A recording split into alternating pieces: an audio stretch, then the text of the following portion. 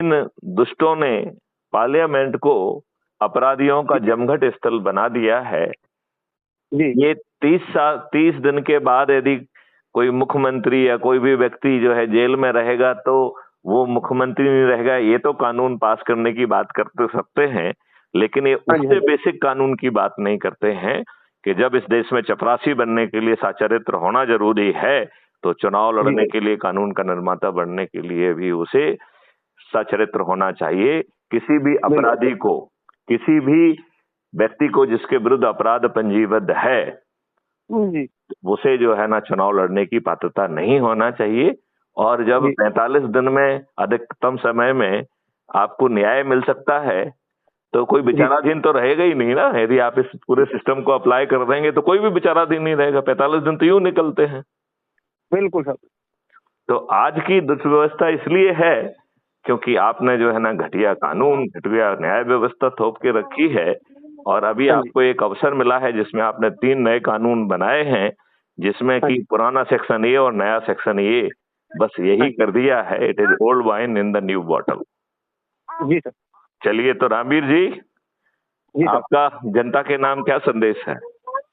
मेरा जनता के नाम से, जनता के नाम के लिए संदेश है जी मेरी तरफ से, तो मैं सभी भारतवासियों को सबसे पहले प्रणाम, नमस्कार, वंदन, अभिनंदन करता हूं। और आप लोगों से एक अपेक्षा करूंगा कि जो हमारे स्वतंत्रता सेनानियों ने ऐसे भारत का सपना देखा था जो आज तक अधूरा है, वो चाहते थे कि हमारा देश अपराध मुक्त हो, भ्रष्टाचार मुक्त हो, टैक्स मुक्त हो, गरीबी मुक्त हो, बेरोजगारी मुक्त हो और राम राज्य की स्थापना हो, सभी बराबर के भागीदार रहें देश की तरक्की में। आज वो सपना अधूरा कहीं धूल फांक रहा है, क्योंकि हमारे देश का जो राजपाट जो जिन लोगों को मिला, वो स्वार्थी, खुदगर्ज, लोभी, लालची, और यहाँ तक भी कहूँ तो भी कोई अतिशोक्ति नहीं होगी कि देशद्रोहियों के हाथ में पड़ गया। और आज वो सपना अधूरा पड़ा हुआ है। उस सपने को पूरा करने के लिए अपराध मुक्त भारत मिशन हम सबके सामने एक आशा की किरण लेके आया है, जहां पर खोने के लिए कुछ नहीं है और पाने के लिए अपार संभावना है। तो हमारे को उस काम को जरूर करना चाहिए, जिस काम को करने के लिए हमारे जीवन में जो काम करके हम अपना जीवन यापन कर रहे हैं, वो काम छोड़ना नहीं है, नियम कानून तोड़ना नहीं है, धरना प्रदर्शन देना नहीं है, रेल सड़क रोकना नहीं है, जुलूस कोई निकालना नहीं है और जेब से एक पैसा खर्च नहीं करना।